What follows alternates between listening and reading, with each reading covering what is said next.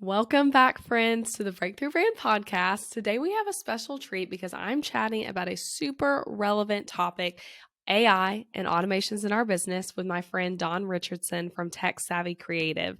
So Dawn is a longtime online friend, a longtime Elizabeth McCravy shop customer. We're going to talk about that at the end of this interview, but she has multiple templates kind of mashed together, and her website's so fun. And we both were conference speakers together at the Creative Educator Conference in January of this year. So we got to meet in real life for the first time then. And immediately after that event, I contacted Dawn, emailed her, and I was like, come on my podcast and talk about this, because it was so helpful what all she shared at that conference and what she showed me one-on-one when we literally, we talked about this on the interview. There was one moment where we're like in the car driving together. She showed me some of this AI stuff and I'm like, Dawn, you're blowing my mind. So I wanted you guys to get all the scoop from this and learn from her as well. So a little bit about Dawn. She's the creator of Tech Savvy Creative, and she started in software engineering and then did wedding photography. And now she's back to the world of tech. So she really understands us as creative entrepreneurs, because she did the wedding photography thing for about 7 years. And her mission is to create a safe, fun, and welcoming corner of the internet where creative entrepreneurs can learn how to leverage and implement technology in their business so they can spend less time working and more time with the people that matter most, which I think we can all relate to that goal. So whether that's automation, AI tools, software and systems, or even things like choosing the right computer hardware, her goal is to create content that's friendly and easy to understand. She's so helpful with understanding tech well. She's also the mama of 2 young girls, which we're going to talk about that at the end of this episode, some of the working mom life strategies she has and what her schedule is like right now. So in this interview, though, we're going to talk about all the different automation AI tools you need to check out. And you'll hear many that you probably have not heard of. I had not heard of a lot of what she shared today. And I'm mind blown with some of the stuff I'm like, that's amazing that all this stuff is out here. So we're going to talk about that. We talk about Chat GPT and AI writing tools, when to automate, what to automate in your business, different things about AI, working mom life with little time, and so much more. So I'm really pumped about this. I learned a lot in this. I'm literally ready to sign off on introing this and go check out the tools you're about to hear Dawn talk about, because they are freaking amazing. So now here's Dawn to introduce herself, and then we'll get into the interview. Thank you for having me. Super excited to be here. And I am Dawn. I am the owner of Tech Savvy Creative, and I help creative entrepreneurs go from tech overwhelm to tech empowered. And right now, the hot topic is AI. So we're going to be talking about that today. A little bit more about me, though. I'm a mama of 2 little girls. I live in San Antonio. And in my past life, I was a software engineer. I became a wedding photographer. And now I'm back in tech, but in the creative space.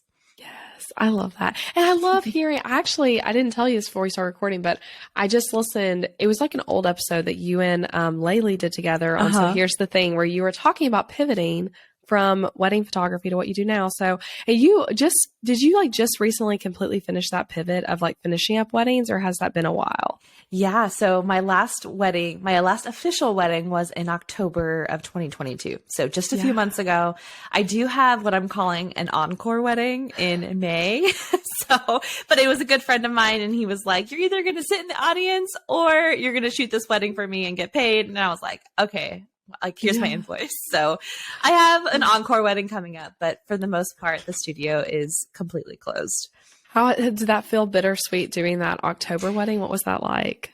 It was very bittersweet. And the crazy full circle thing about it was at my favorite venue, which is the venue that I got married at. And so it was this really big final full circle moment, and it all just kind of came together.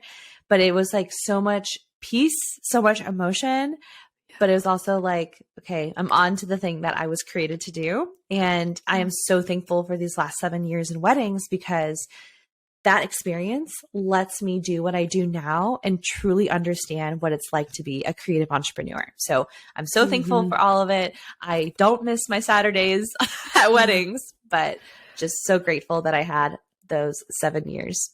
Yeah, it's so great to point that out, because it is you, for all the listeners, Dawn was a wedding photographer. Our space, the creative life. And it's cool too, because you did kind of close that business and start a new one, and you're able to be home now with your kids more and and have a more flexible type business. So I love all that. And I'm so happy for you and seeing that transition. Thank you. Okay, let's talk about AI and all that good stuff. Okay, so to kind of give a little backstory, I guess, like you spoke about this at the Creative Educator Conference in January, which we were both speakers at, and everyone loved your talk. I feel like you were like the speaker of the year moment. I was like, everyone was like, oh my gosh, mind blown.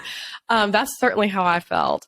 And I learned a lot. And AI in this whole chat GPT, I always want to say BT. I gotta like get that right. I'm probably gonna mess up during this interview. But it feels like it popped up overnight, and in reality, kind of did, because that company in particular, by OpenAI, they launched it in November of 2022. So it actually, the reason we feel like it happened overnight is because it kind of did, and it blew up really quickly. So it's been, AI has been around in different capacities, but that big buzz of chat GPT is fairly new. So will you share a little bit about what that is, where it came from, to listeners who might be like, hey, I've heard people talk about this, but like, and I've seen the ads. Maybe you've seen the ads on Facebook. I get so many ads. But like, yes. What is it? What do we need to know about it as creatives? Absolutely. So when it comes to AI tools, that feeling that you feel of like, oh my gosh, where did this come from? You're totally right, because it did. It was like November 30th. It was the end of November that it came out. So the interesting thing about ChatGPT is that it was truly one of the first AI tools to have a public interface. And it was also one of the first AI tools that came to the public that has also been trained pretty significantly already. Now, in the past, there have been some AI tools by Facebook, by Microsoft, that have come to the surface in like 2018, 2019 timeframe, but they weren't trained quite yet. And when the public got a hold of them, they kind of, took it down by training it bad things, and that's not good. But ChatGPT came to the surface, and it was already smart, and it got people really excited. And they had over 1 million users in the first 5 days. Gosh, it is crazy. The fastest growing application in history. It is wild. So a little bit about ChatGPT. ChatGPT is what's called a generative AI tool.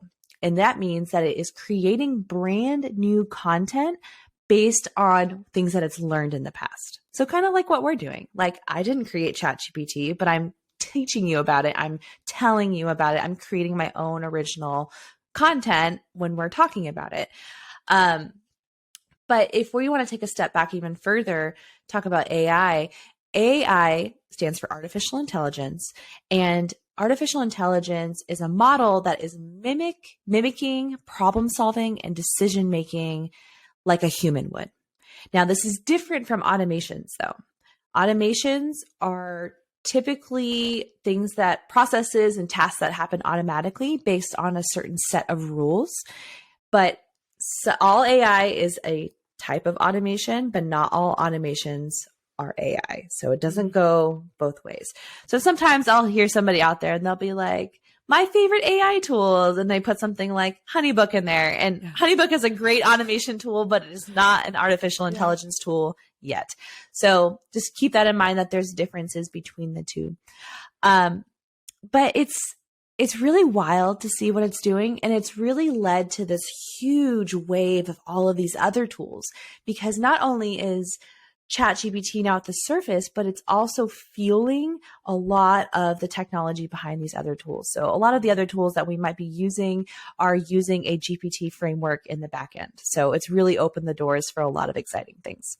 Yeah. And with that, does that mean that they are using the base that OpenAI created, or it's just that this is like a completely open domain thing to use? Does that question make sense? So like, is it like an API? OpenAI is allowing other tools to use their API. Yes. So I couldn't tell you like, what's the cost behind it or how this works. But there's also different versions of GPT. So you might have heard the term GPT-4 recently, which is just the latest version of their technology. Okay. Something exciting about GPT-4, you're going to see it more and more. And by the time this releases, it might be like super popular. Yeah. But who knows? But GPT-4 not only takes text input like you do with ChatGPT, but it also takes images.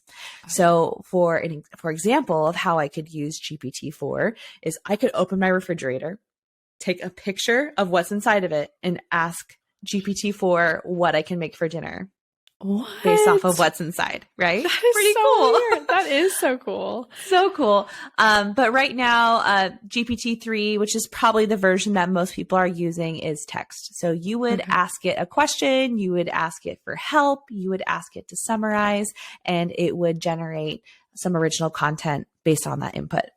Yeah, that's crazy. Okay. And yes, for everyone listening, y'all are going to hear this about 3 to 4 weeks after me and Dawn are recording.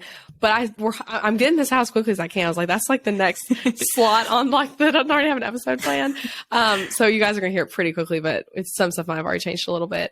And so when we were at the conference together, you might not even remember this, but we were driving from the hotel and the show guys were driving us, sitting in the back seat, and you were telling me a little bit about your talk that day, and you showed me this software on your phone, and I was like, that was the first time I had seen it, so I'm a little bit of a slow adopter, I guess. I had been out for like over a month, and I had not even looked at it, but you were showing it to me, and it was like, I told you, I just wrote and published a blog post about Colin's nursery that was like a boho green baby nursery. And then you showed me how you could like write a post about boho baby boy. And it was, of course, like not a great post for that particular topic and like needed a lot of work, but it was crazy to like watch it, just start writing it.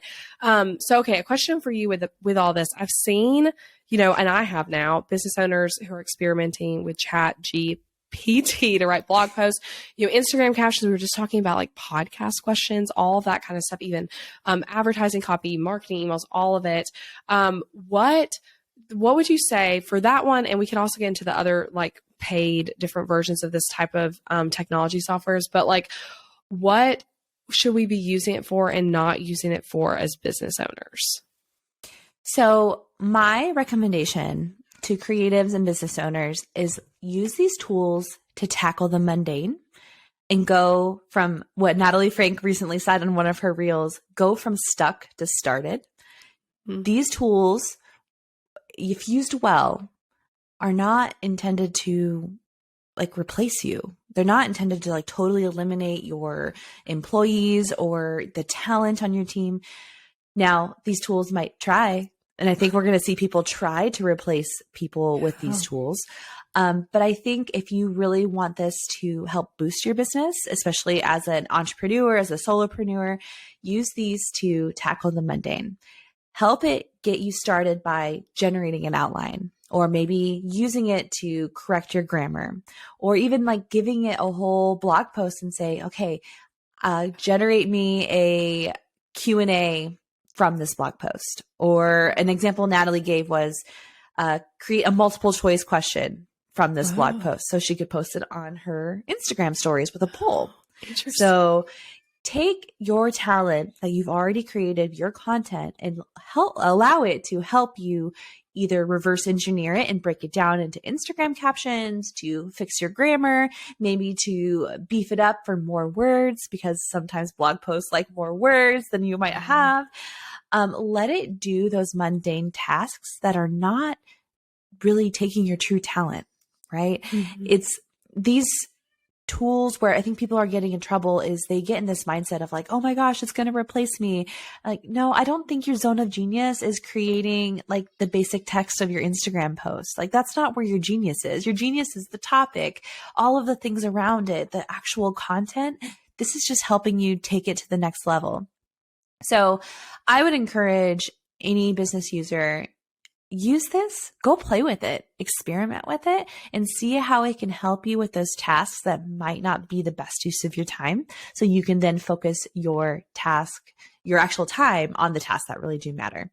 Now, if you're planning on going in here and just like throwing like, write me a blog post about X, Y, and Z and copying and pasting it and just like calling it a day, I think we're going to see some of that really have some downfall in the next few months, especially as the legal system catches up.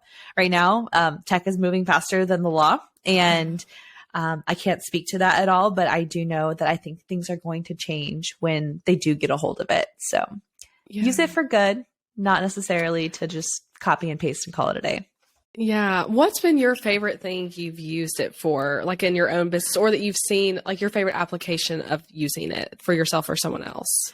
Okay. So my favorite application for using ChatGPT is not business related at all, but I'm a mom. I am busy and I have no time to be doing mundane tasks like meal planning. So my favorite personal use is every Sunday I jump onto ChatGPT.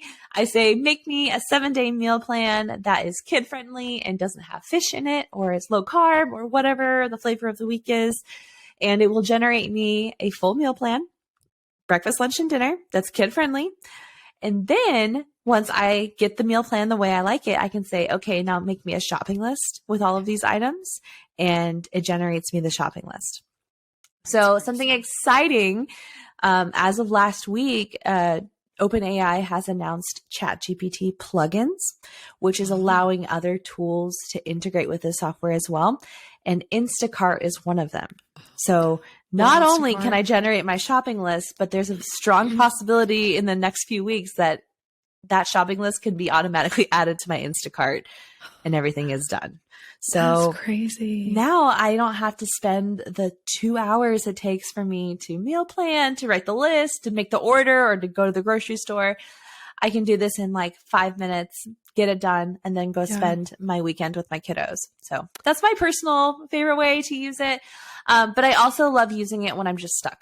If I need, give me 10 Instagram post ideas related to AI, or what are questions that creative entrepreneurs have about artificial intelligence?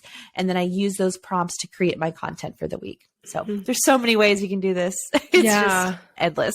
I love that, asking like what questions would people have about this particular topic to get some ideas there. So I want to share 2 ways I've used it recently, because I have started using it more, and it feels weird because I'm like, oh wow, this is so cool. And you start to feel like, I felt a few times like I need this to load, and it won't, because it's like there's so many people on it right now or whatever. But a way I've used it is I write a lot of my own copy. And so I have a template launch that will have already happened by the time this episode airs. But I wrote all 4 emails for it, just from scratch, wrote it myself to talk about these templates. If I were to have told it to be like, write about my template launch for Show It, it would have been like, show it templates, have launch. Show It is that. It would have not been a good email. So I wrote my emails though. And then I started out, I literally said, hello, this is an email. It's a marketing email being sent to my email list about a sale I'm having, a new template. Can you make this email? And then I put in some words I wanted it to be. Can you make it more grammatically correct? I like to say, can you make it punchier or funnier and things like that? And it does do a good job. And so I end up seeing what they change it to. And then there's like some paragraphs that I'm like, that's horrible. Or there's times where I'm like, they rewrote that. I'm like, that sounds so much better. It's less words. It's more direct. They said that better than, I said that better than I would have. And so then I kind of mesh that together with what I originally wrote. And I found that to be really helpful. And another way I've used it recently is for my templates filler copy. So I'm with that same template. I'm like, that's brilliant. Yeah. And that's where it feels really easy, because I can kind of like, so for example, on the blog demo, you guys can go see this on the new Carry template, but I like to always have, like, it's showing you, okay, here's what it really would be like if it's a real blog. And so I had to come up with like 10 different blog post headlines to put as filler. And so I said like, okay, come up with 10 blog post titles for social media managers, for realtors. And I put those in and put in like filler beginner copy. So that was like a cool way to use it that made me not have to like reinvent the wheel and like, okay, if I was writing a blog post for this person, what would I do? So that's amazing. I mean, going from stuck to started, right? Yeah, I like that phrase for it. Yeah. I love it. Okay, so let's talk about other tools. So Jasper's another one, and there are others as well that you might know about that I'm completely unaware of, but like ChatGPT, I'm like tongue twisted on that. It has a free version. It also has a paid version now that is about $20 a month, I believe. But then Jasper is more expensive, does more things. So basically, like, would you say we need to be paying for Jasper and a tool like that, or should we use this free version? So I think it depends. And I think this is the same answer I would give when it comes to any tool out there. I think every business owner is going to have a particular learning style. They're going to have a particular process, and every tool has a purpose for that person. So Well, I am somebody who does pay for Jasper. I do love Jasper because I really appreciate the templates that it has. And when I say templates, if you have not been in Jasper yet, you can jump onto Jasper, and it is created for like business marketing. So they have all of these pre-created templates. There is create a Pinterest description. There is create an intro to a blog post. There is create a marketing email. They have all of these business-esque templates ready to go. But one thing I really like about Jasper is that when I click on that template, it asks me questions. Like, it's like, what's the name of your business? What's the name of this product? What words do you want this to rank for? Like in Google. That's nice. What's the description? So it's really asking me for more information that is giving me a better result. So I really like Jasper in that sense, that it, like when I go in there with a specific need, I'm going to leave with what I needed. Where with ChatGPT, it might take some time to get your prompt exactly right in the way that you want it to be. Like, so you're kind of like, oh, I'm going to redo that, or I'm going to try that again. So again, there's going to be use cases for everybody. Do you have to pay for it to, whether it's ChatGPT or a tool? It's totally up to you. You have to decide what is the right fit for your business and if it is worth that investment. Now, when it comes to ChatGPT itself, the paid version, which is called ChatGPT Plus, they do have not only faster response time. So, you know, like when it's actually generating the content, it's faster. It's smarter because it's actually using GPT-4 in the paid version. Okay. In the free version, you're using GPT-3. So down the line, when they do release the image input, you will have to be a paid user of GPT to access that. So there's going to be some of those features behind that paywall here soon. But again, it's totally up to you. Also something, and again, I'm a lawyer. I cannot give any advice, but do take a look at the terms in each of these tools because they're all different. So some tool might claim more of your information than another tool. So when you're comparing and contrasting, it's always a good idea to take a look on how they're using your data and what data they're keeping in order to make sure you're making the best decision for you and your business. That's a good tip. I love that. And I love knowing too that it's, that paid version. That'll be interesting when that happens because I'm sure a lot more people move to paid. Okay. So also AI, all this stuff is popping up in a lot of the tools that we're used to using as business owners. One is Canva has the Magic Write tool now. Tailwind has Tailwind Ghostwriter, which I have that plugin now. I think it just automatically came. It's literally on Riverside right now. We're recording. I the see little it. Tailwind It's in the corner. Yeah, it's like, our little ghost is right there. I'm like, what are we supposed to do with that right now? But it's everywhere. And it's supposed to also be in ClickUp 3.0 coming, I don't know when, but like it's popping up in all these tools we're already using. So from what you know of these, which ones would you say are like worth checking out? And which ones are you like, that one's not good yet? Like, what can you kind of tell us about that? I'd say try them all, especially if it's in a tool you already have and you already pay for. Why not? So yes, ClickUp has announced it in 3.0. 3.0 is kind of a mythical thing. We don't know when it's actually coming or not. We're all part of the waiting game there. Notion already has it in Notion AI. I am currently using Notion and I actually really like their AI. So I'm a big fan of that. And how many of us are Canva users already? Especially I'm a paid Canva user. And not only is Magic right there, but in the last week after their big conference, there's Canva Assistant throughout everything. So now at any page on Canva, I have my AI tool available to me. And they have even released these new, like you drop in an image and it will create all of these different graphics for you with that one image. So yes, it's not just text anymore. How does it do that though? Like, what does that look like? Can you explain that a little bit more? Yeah. So, I mean, the Canva one, so like, let's say I took my headshot, for example, and then I can give it some words. So I can be like, new on the blog, my 5 favorite AI tools. And then I can drop my image in and then Canva will create 5 different like graphics. I can say I want them in the Instagram story format or maybe a reel cover. And it will automatically generate that for me using that text and also my photo and then my brand guidelines if they have it. So That's Kind so of it's kind of cool. basing it off of their different templates, but then pulling in Yeah. your brand guides.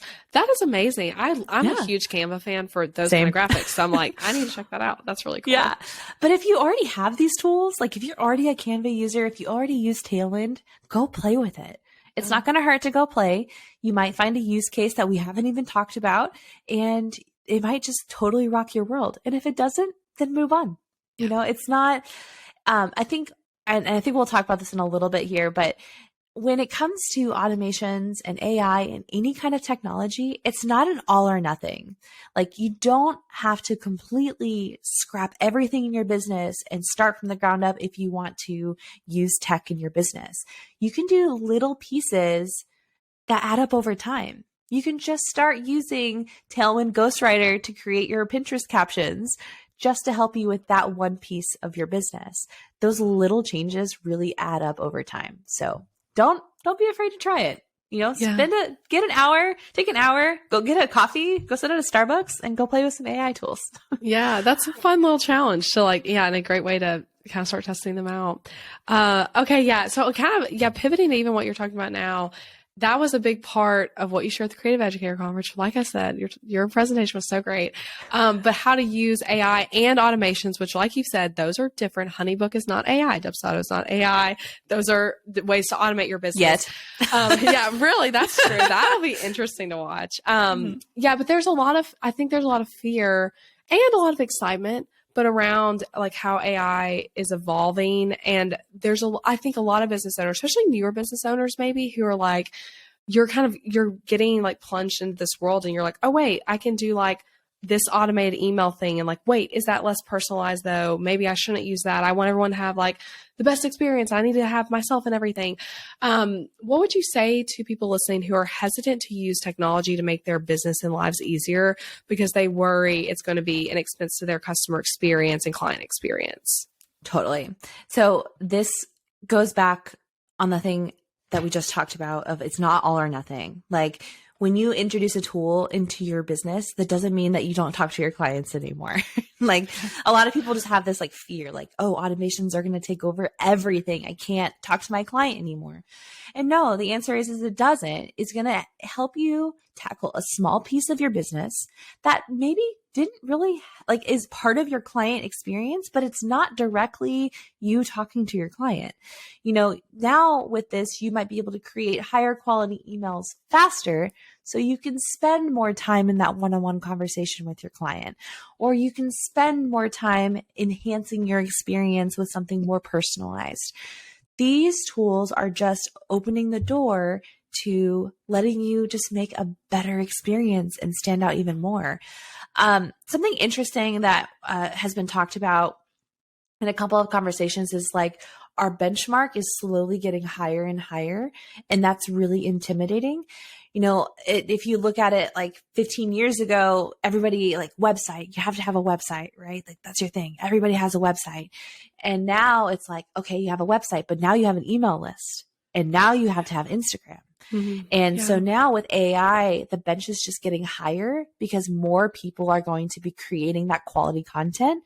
They're going to be having better client experiences because they're not spending all of that time doing all of those manual things that didn't serve the client. It was part of their business because they had to, but now they are freed up because it took them 5 minutes to write that email series rather than 5 hours.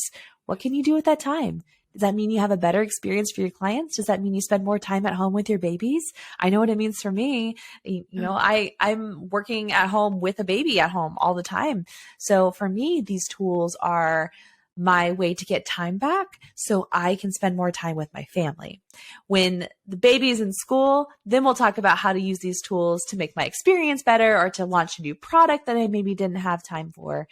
But coming back down to what would I tell somebody that is getting started, that's intimidated by this, that doesn't want to lose that personal experience? Don't use this for your personal experience. Use this for the things that you don't want to personalize. Like, you know what? I don't need a personalized email reminder that you haven't paid me yet. Like, I don't care. I don't care if that's automated. I want that to be automated. And I will hope they do know that I have a system that's watching them. Like, that's okay. So I just think kind of sit down, figure out what is important to you that's truly a human touch point, and what parts of your business don't really matter if it's a human touch point or not. And then start with those pieces that don't matter. And I think you'll just catch the bug, and you want to automate more and more things as you go. Yeah. I love all that and that explanation. Okay. Yeah. Okay. With that, and I would love for you to maybe kind of explain this a little bit, but I've heard you talk about that there's really simple automations, and then there's the like WTF automations where it's like, what the heck? How automation spectrum. Yeah. So let's talk about that a little bit. And with that as well, like, okay, it's like, well, yeah, what are the simple automations? Then what are the like crazy stuff? And what's something too that you're like on the simple hand, maybe that you're like, wait, why aren't more people using this? But it's a really simple, easy automation. Totally.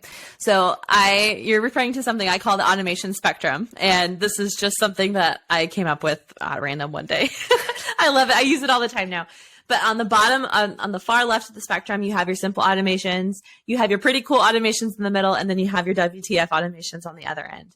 So over on the simple automations, this is where everybody should start. If you're brand new to automating or using technology in your business, start with the basic functions if you are a service-based business. So that is your contracts, your invoices, and your reminders.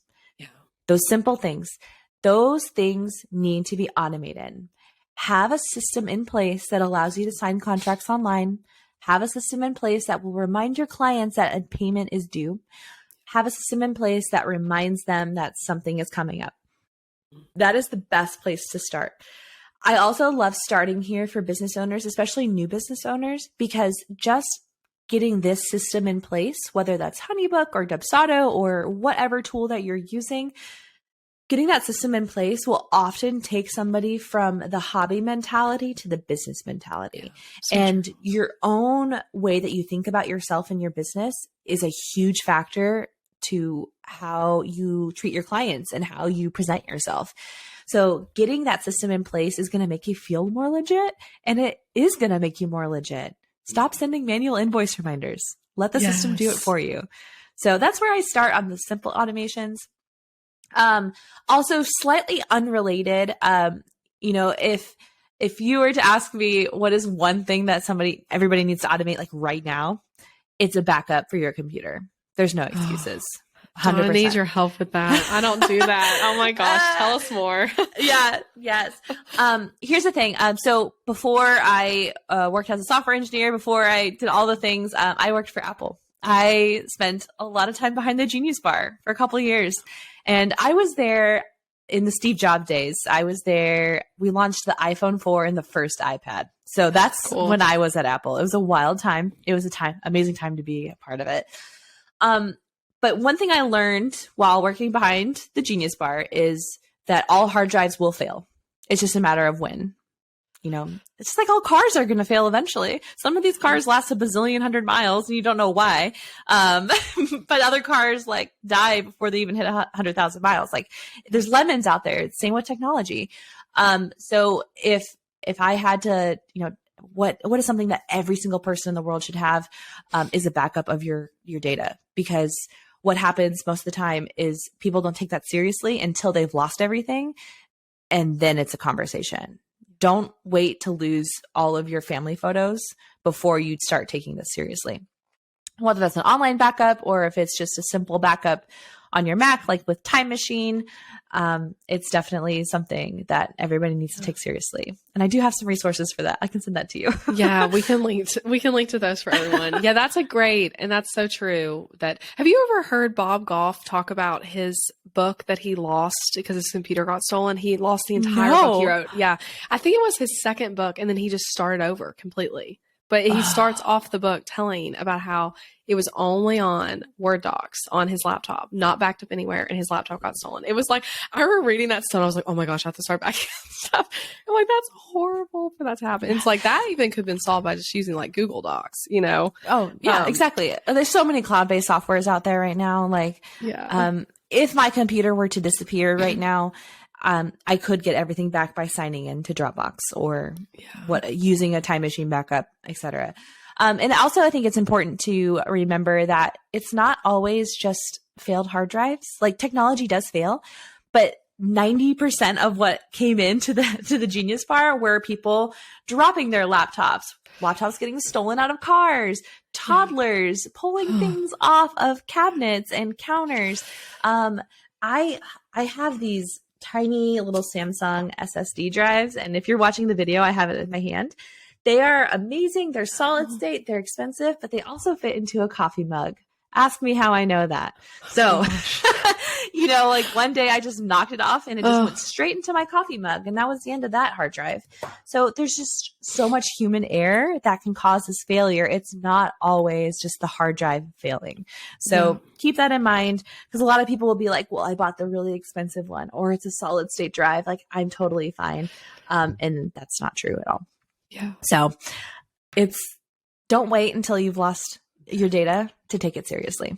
Yeah, that's great.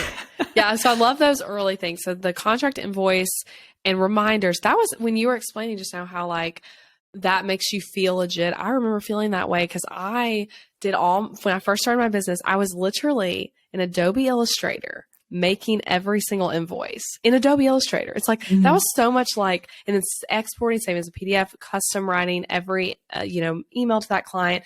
I had a written in my planner system for when I was going to remember to remind them when their payments are due. And pretty quickly I started using Dubsado, and it was like, yes, now I feel more legit.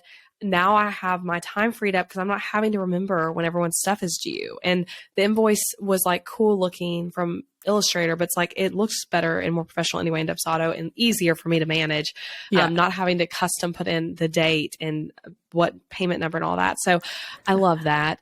What are some what's like the next level of automations? The pretty cool automations. So there's so many of them. So one really popular one, and we might talk about this a little bit more, is like Instagram chatbots. So like ManyChat, ChatMonkey, like all of these different chats. So if you have seen recently on some posts, it's like comment this word and I will send you a DM. Those are automations. There's tools out there that automate that for you and can really, really create an amazing experience for the people using it, because they get what they want really fast. But also, you don't have to do anything. It's all automated. There's ways in these tools that you can create. Jenna Kutcher on the Gold Digger podcast recently had an episode about this, and she talked about how she had 30 different responses. So it really didn't look like the same thing every single time. Like, it was totally different every time. And something kind of cool about those types of tools is that it creates an impression of demand. Like, now there might be demand, but when other people see that other people are asking for it, more people want to ask for it, because they're like, well, all these people asked for it. Now I got to figure it out. So it kind of creates like a whole different system. But one of my other favorite automations, I have two more. So another one is a tool called Tango. I am a huge fan of Tango. I pay for Tango. I'm obsessed with them. Please take my money. I hope they do amazing things. But Tango is a tool. It connects. You can connect it to your computer or to your browser, depending on if you're paid or not. And I can, what is called like start the Tango. So I click my Tango button and it starts our Tango. And then I do whatever I'm doing. So like, let's say I'm creating a new workflow in Dubsado. I go do my thing. And then when I'm done doing it, I stop the Tango and it creates a step-by-step guide with screenshots of everything that I just did. And then I can go in there and I can like change the text. I'll be like, and so it would say like, click on forms and then click add new form. I can be like, we're going to add a new form here. I can go and adjust that, but it has a screenshot already for me for every single step of that process. And I don't have to do anything. I don't have to go screenshot steps. I don't have to create these guides or these SOPs. It just does it automatically for me. And then I love to take it a step further. I love to toss it into Canva and put a pretty cover on it and name it. And now my clients have like a library of step-by-step guides on how to do something. So really cool way. Another pretty cool automation that I love talking about, because I just think it's so fun, using Zapier. So Zapier is a tool that allows you to connect two tools together, or more than two tools. I love to connect my client management system with a company called Handwritten. And Handwritten is a company that creates thank you cards and they actually have a robot that holds a pen and it like writes on a card. Like it actually writes with a pen. They have like videos of their robots doing this. Wow. You can pick a handwriting that looks like yours. You create these templates. But for example, I can create this automation that says, when my client book or signs their contract and pays their deposit in Dubsado, then automatically send them a handwritten thank you card with a $5 Starbucks gift card in it. And they literally it's physical mail that gets mailed. Physical mail. Wow. It, like they handwrite the card, and Zapier will pass over the information like their address, their names, what service they might have booked, pass it over to handwritten. It'll fill in a template like, I'm so excited for your custom design, like, thank you for being part of this.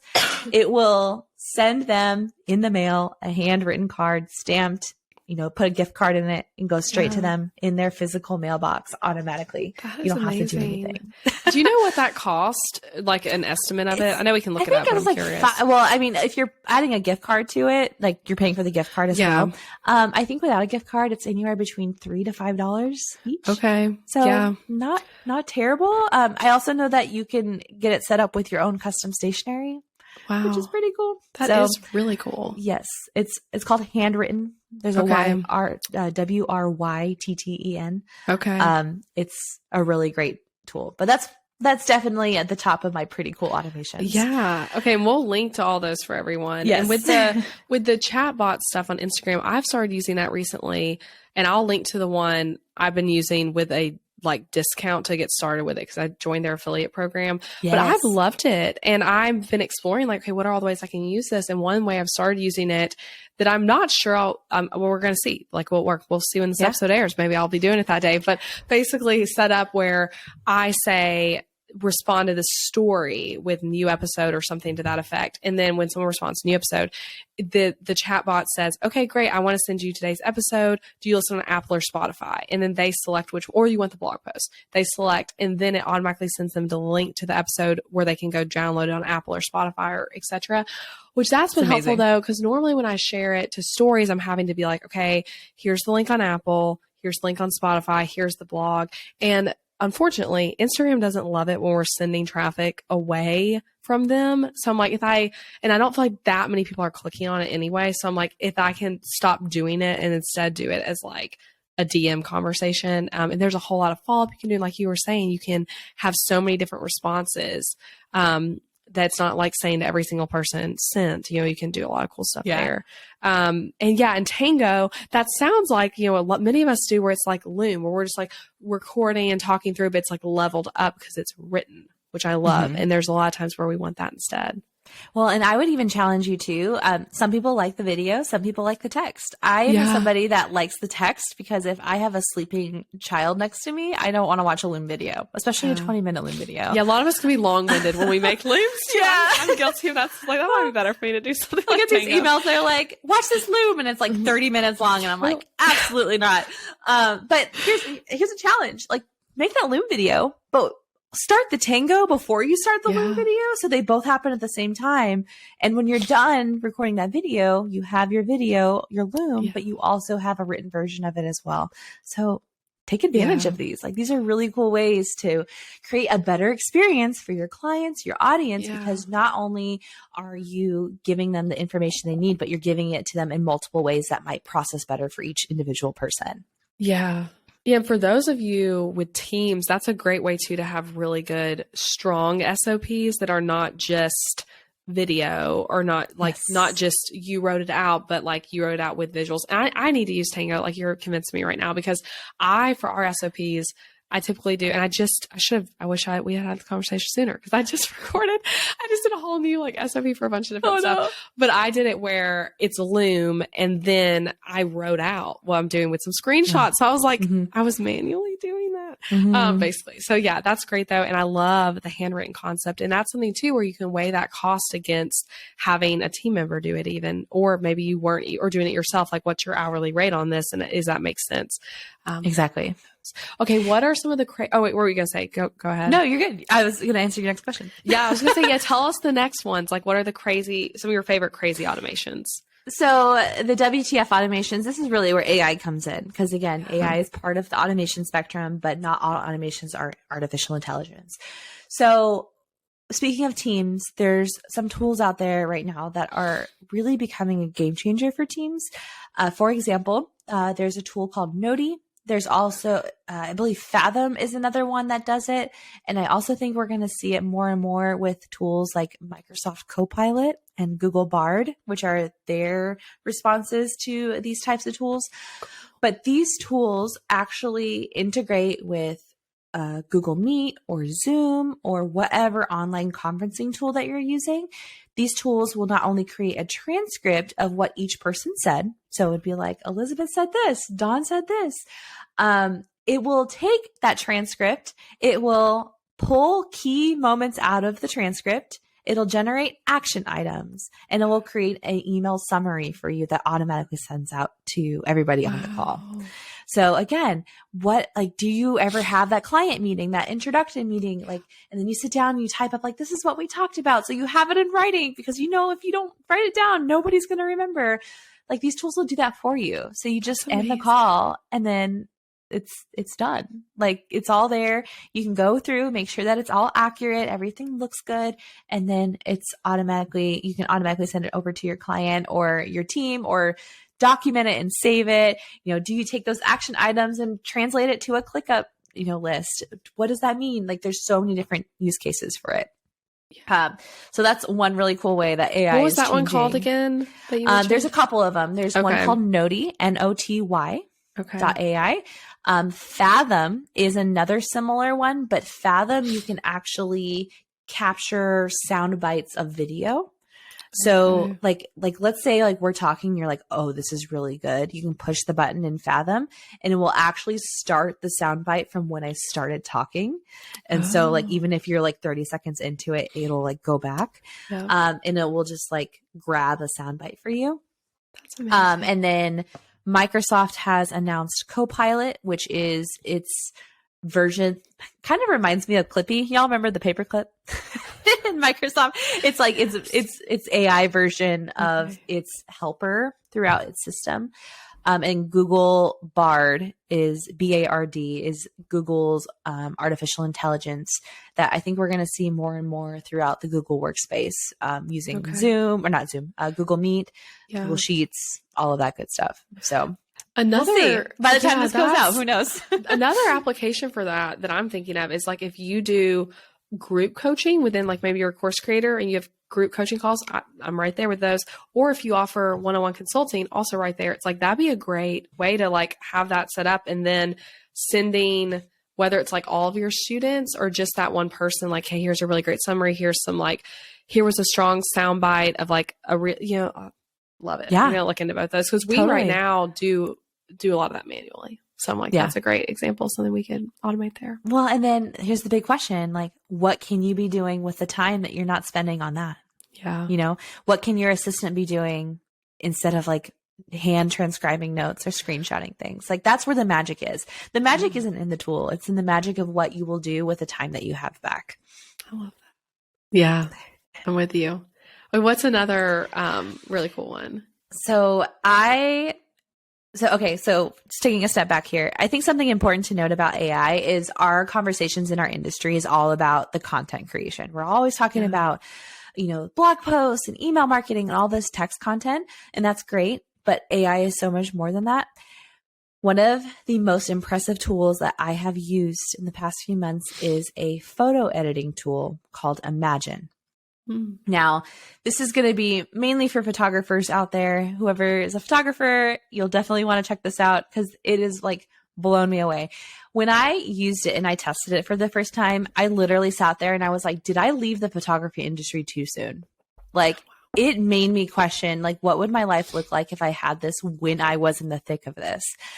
But how it works is it asks me for a few thousand of my edited photos. So I gave it 4 weddings, each wedding had 1,500 photos of it.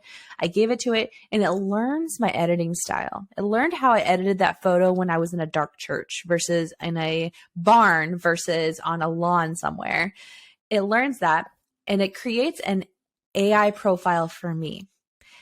Then moving forward, now that I have my AI profile, I can simply upload all of the raws that I want to edit, and it's editing weddings in like 10 minutes. Oh my gosh. Like y'all, this would take weeks. And I have an editor on like my team. She's amazing. And this did this in 10 minutes. So when I think of that, like, yes, I still want an editor because I don't want to go through all 1,500 of those photos to make sure that they look exactly how they're supposed to. But if she could get this initial edit done in 10 minutes, she could spend all of her time either taking more clients, or she could spend all of her time really fine tuning this and making this gallery super cohesive and fluid. And I didn't have that before. So now even like I took photos of my children in a bluebonnet field. It's Texas where I am. So there's bluebonnets everywhere. We went into a field. We took bluebonnet pictures. I handed Imagine over the pictures and it came back to me in 2 minutes and they were fully edited. Like I didn't have to do anything. And it took my art. It took everything that I taught it, and it's able to look at the image, the lighting, the color, all of that, and it's able to generate an edited image based off of my own edits. So pretty amazing. It's mind-blowing. And I think we're going to see more and more productivity tools coming to the surface. There's one really popular one called Motion. You probably have seen a Facebook ad for it. Yes, so many ads. I get an ad for it. I'm like, I have the free trial. Yeah, I did too, but I haven't used it because I was kind of like, how do I actually use this? So yeah, let's talk about that one. Yeah. So I need a little bit more integration from Motion to be ready. Like, I think if ClickUp can really like get smart in how they use that tool, I think it can be a game changer. Okay. But what Motion does is it looks at your Google Calendar. You have your tasks for the day, how long they take, and based off of your calendar and the priority of those tasks, it'll tell you when you need to do those tasks. So it'll fill the gaps of your calendar with your to-dos. And then let's say another meeting pops in. So it pops into that 1:00 spot when you were supposed to write those podcast notes. It will take that task and then move it to a different time that fits based on the priority. Cool. And so it's just constantly changing your due dates and when you're going to do things based off of what is happening in your life. Or if a task didn't get done in that hour, it's actually going to take 2 hours. It adjusts everything following from that point forward. So I think we're going to see more and more of those tools. As a mom and an entrepreneur, I'm really excited for those kind of tools because analysis paralysis is a thing. Like I will stare at my screen and be like, what do I need to do first? And it's really intimidating. Yeah, that would be amazing to be able to be like, hey, here's all the stuff I'm trying to get done this week. And that's something, it makes me think about the podcast episode I have. I think it's episode 49 of the show, so a long time ago, about planning your week on a calendar and like putting everything into it. It's like that tool's going to help you like maybe see some spots and gaps in like a better system of putting in. Those ads are strong for that. So if you guys see the Motion ads, read the copy. I feel like I've actually, when I've seen the ads, I'm like, oh wow, like y'all are just really, you've identified the pain point and really clearly said how you're helping it. But then when I've gotten into, I'm like, I'm kind of confused about how to use it, but I do think like the ads are really strong. Yeah, that's cool. It'll be exciting. Well, it's just the beginning, right? Yeah. And I think that's something important. Like if something doesn't work for you now, that doesn't mean it won't in 6 months. So don't just totally write off something until, I think as entrepreneurs, we get so committed to our tools. There's a lot of brand loyalty, there's a lot of really strong followings behind tools. And I think it's important to acknowledge that sometimes you're going to lose more money by staying with a tool that doesn't serve you anymore, rather than spending the money to go to another tool that's actually going to be better for you and your business. So if you have a tool that you love, don't change it. It's great. But if you don't love your tool, but you might have already paid for it or you have a lifetime account for it, you're going to possibly lose money just by staying there. And you might also lose more money than it would cost to actually move to a tool that better serves you. So don't hesitate to reevaluate your tools.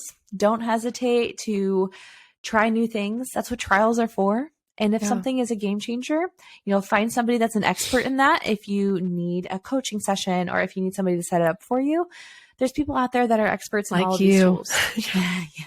I am an expert. She will help you with it. Yeah.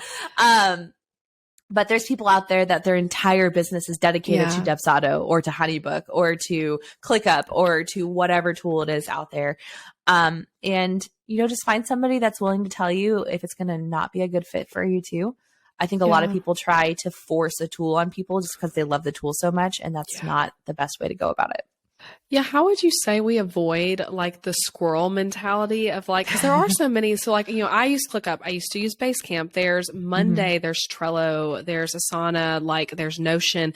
Like hearing someone that you really look up to or you like their business being like, this is the thing I use. Like, how do you evaluate well that like, okay, that's what they use, but like maybe it's not time for that yet? Or how do you know when to like switch? I know you just said starting with a trial smart, but it also can become busy work if we're like obsessively always like trying to decide between Dubsado and HoneyBook for like 1,000 years. Like someone you just gotta pick, what would you say? Let me do that work for you. That's what I do. I am the squirrel. I chase the shiny penny. So yes. So when it comes to evaluating new tools and finding new things, you really just have to kind of figure out what is most important to you. So here's an example. I have been a ClickUp user for ever and a day. I have been with them since before the pandemic. So I have been through many iterations of ClickUp. I have recently in my workflow really needed a strong iPad app for my tools. And for a little while, ClickUp did not have it. They had a very limited use case for the iPad app. And because I really needed it in that season, I stepped away from ClickUp. Now that solution is there, now that it is better, I can come back and, see what coming back to ClickUp looks like for me. Yeah. So, but that was just me evaluating because no, I don't want to spend all this time moving to another tool, or I don't want to spend all this time like doing all these things. I really had to sit down and be like, okay, is having this iPad version really going to save me time, money, whatever it was, my problem point? And I had to make a decision. So at that time with my current setup and what I was working on, I did need it. So for that project, I had stepped away from the tool and I used Notion for that project. So it's just, you really have to evaluate what your need for it is. If you never use the mobile app, then I would never suggest that you leave the tool. Like if it works for you, that's great. A saying that I heard somebody say once was good for her, not for me. And I try to like really encourage that when it comes to tools. Just because so-and-so uses it, or just because there's an affiliate link, or just because it's on sale, or they have a lifetime deal, doesn't mean that you have to have it. Figure out if it's really going to solve any problems that you're having in your business, and then move forward with it if it does. If it doesn't, try your best to not chase that shiny penny, or go do that trial and see if it's really that great. If it is, and it's the best use of your time, then sit down and make that move. But if it's not the best use of your time, go find what is. Figure out what's important and move on from that shiny penny and those marketing campaigns. Yes, they're good at what they do. They are. Yes, I love that advice. Okay, last question, and then we'll move into some rapid fire ones. Ooh, when it comes, I feel like you're like the tech expert. I've learned so much from you. And I also have learned from you and literally just conversations about your day-to-day life as a working mom and how, that's changed a lot since you pivoted from photography to what you do now. I'd love to hear a little bit of, there's a lot of things I'd love to hear, but you can take this whatever direction you want to go. But what your day-to-day schedule is like working, because you do have 2 kids at home. Literally your husband right now is helping you be able to do this podcast interview. So it's like, you might hear them. I know. Yeah. I've heard, I think we did hear a little bit. Listeners may not have picked up on that. But like, what is your work life like? How are automations helping you when you don't have that much childcare help? What are like some focus and strategy tips you could give? Totally. I think this is a area of my life that I am constantly learning and evolving as well. And I truly have to remind myself that this season will not be here forever. And when it's gone, I'm going to miss it. So I'm trying to not sulk in it. I am an Enneagram 3. So like productivity is my thing. Like I just want to get all the things done. I want to launch all the things. And I'm in a season where that just doesn't work for my schedule. So I do have 2 little ones. One is 4 and one just turned 1. And we just got the 4-year-old into a full-time program. So she is at school until 4:30 every day. So that helps tremendously. Now the baby, the little one, who is also a Velcro baby, she has to be like attached and held at all times. We really just kind of have to roll with the punches with her. We do have her on a wait list, but it's not until January. So a long time. Yeah, it's so far away, y'all. We're recording this in March. Okay. So someday, hopefully the 2 girls will be at school together. We had them both in a program, and then Quinn, our youngest, got really sick. She was in the hospital for a week. So we had to pull her out of the program, and now we can't get back into the program. So we're looking at it's just this whole thing. But for us, it's really one day at a time. And my husband, who also works from home, he is a software engineer. So there's a lot of tech going on in this house. He works from home. Our deal is that he takes the baby until about 10:30 in the morning every day. So it gives me like a solid like hour, 2 hours in the morning to get important tasks done like this. So like when you sent me your schedule, like I had to choose a time that was in this time slot. Then the baby goes down for her nap, and then I have until the end of nap to get whatever I need to get done. If the baby doesn't go down for her nap, or if her nap ends, I'm on mommy duty. So what I have to do is I just have to really prioritize what I am doing every day and really get clear on what is important to me in this season. So for me, my priority has just been staying relevant, honestly. Like I would say I probably work maybe 10 hours a week right now, which is not very much. Yeah. It is my goal to create a online persona that I'm not only working 10 hours a week, that I am here, I am constantly learning, and I am constantly learning. Like when I am with the baby, I'm reading articles or I'm watching YouTube videos on how to do these things. And that's just the priority for the season. I am not doing huge, big launches on projects, not huge courses.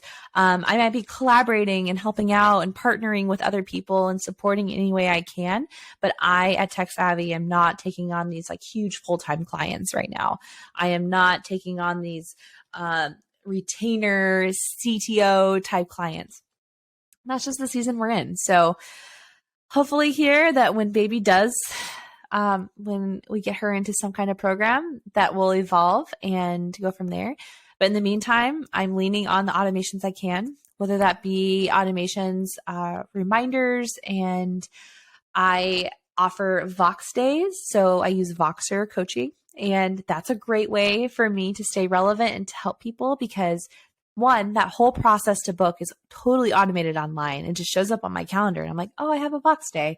But also that gives me an outlet to serve people while holding a baby if I needed to. Like I don't have to be on video. I can be in the drive, like the pickup line at school, or I can be running errands and still serve that client. So that's one way I've done that. Social media posting and having that automated is a big part of it.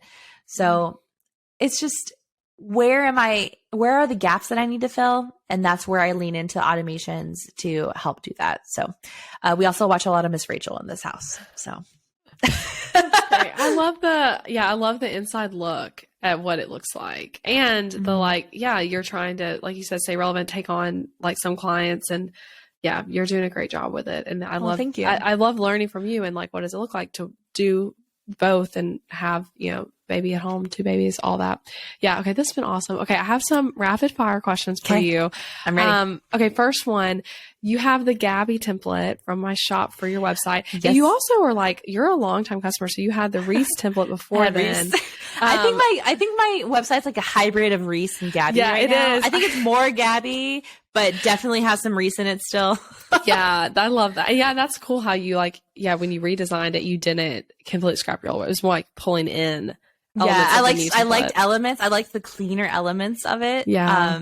Reese served me really well with my original branding, and then Gabby just kind of like cleared it up. But then you said there's a Carrie one, so I'm excited to see. Yes. Just take all my money, Elizabeth. Like with one of my launches, I remember you sent me an email like that, and it was like, that's like the best. And we were so excited. I remember you saying that. Yeah. What would you say to someone though who is like, I'm considering a template for my shop? What would you kind of tell them there?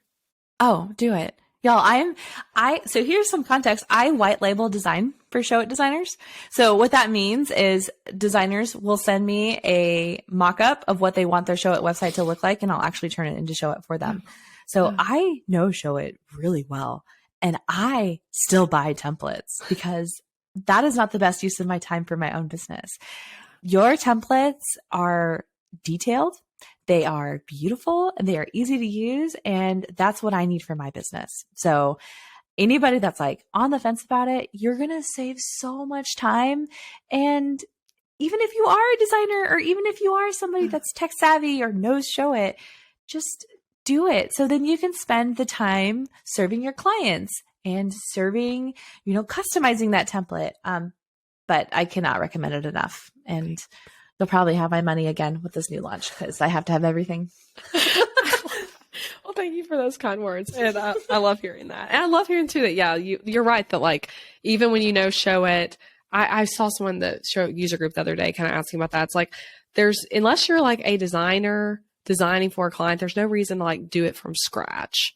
No. So using templates is great. Yeah. You're not proving anything to anybody. Yeah. Nobody cares. Yeah. No one's going to know that your copywriting website that you built from scratch. No. Yeah. Okay. What is your favorite tech tool that you use on your website? Maybe something even a little obscure, or it doesn't have to be related to your website. Maybe even something in your business, however you want to take that. So on my website, something I'm pretty proud of right now is I'm actually using a Zapier. Because I really like Show It forms. I like how they look. I like how customizable they are. Yeah. My CRM is Sprout Studio. I use Sprout Studio for both the photography business and for Tech Savvy Creative. Love them, adore them. But I don't love their embedded forms.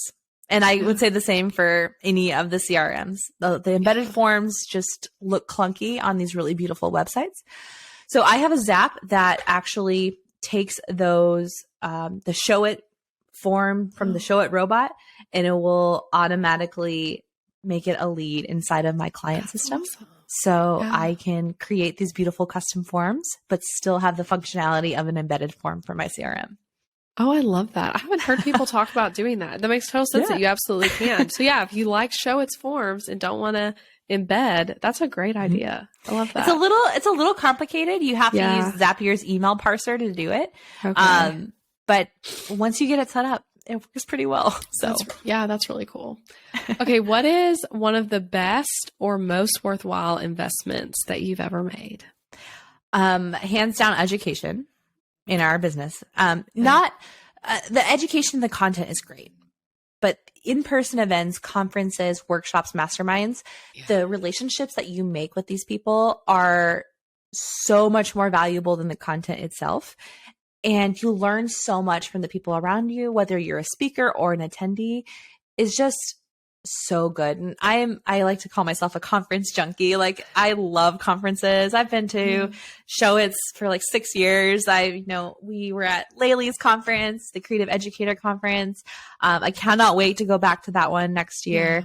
It's just investing in yourself and in your business is going to return back to you in so many more ways than just financial gain. The relationships you make with these people are just truly the most valuable thing you can have. So go spend some money on a conference. Come hang out with us in January. Are you going to go again in January? I do. Yes. I want to. That's such good. Yeah, it's such good advice. And as I would say, I did when Colin was first born, I did a year of no events or anything. And I truly missed it. I think it was the right decision for that season of life.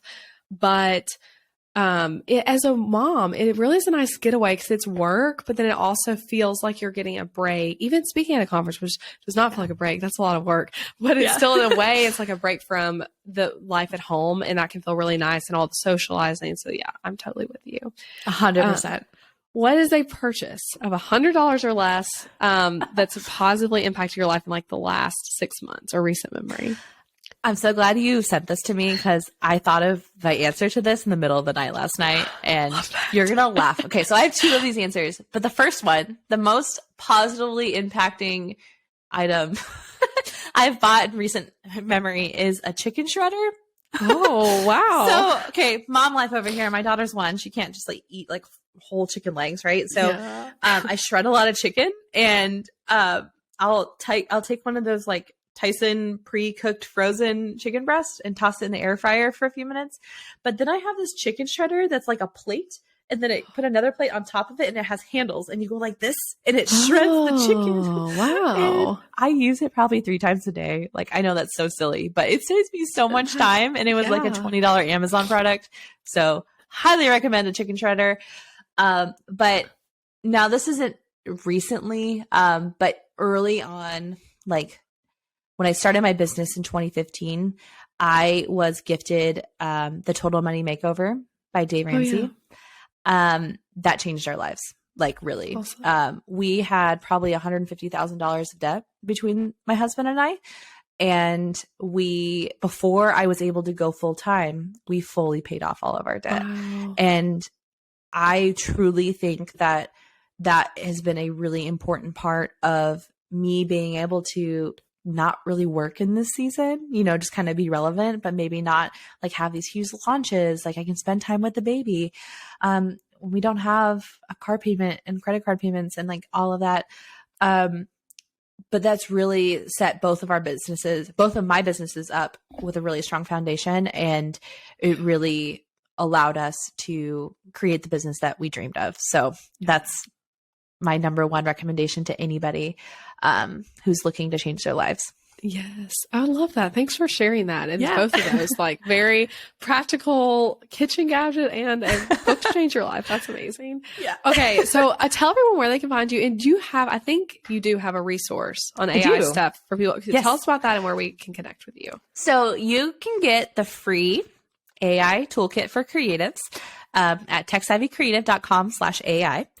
And as of this recording, it is not launched. It launches the first week of April, but by the time this recording does go live, it will be there. So join that. It's a free resource. It basically is a place where I am adding new AI tools that I keep finding and talking about them. Any blog posts, any content around AI will live there as well. It just kind of gives you a one-stop shop for all of the information.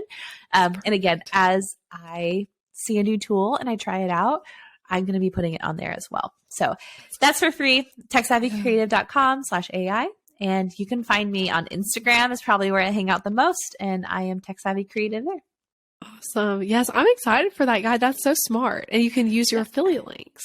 Oh, I'm sure you're doing. There's a lot of affiliate links. Yeah, that's a great idea and so helpful. So all these tools we're talking about, I'm sure are going to be in your guide, and everyone needs to go get that. Okay. Yes. Well, Dawn, thank you for being here. This was so fun. I learned, I took notes on new tools I didn't even hear you talk about previously. So anyway, this was awesome. Thank you.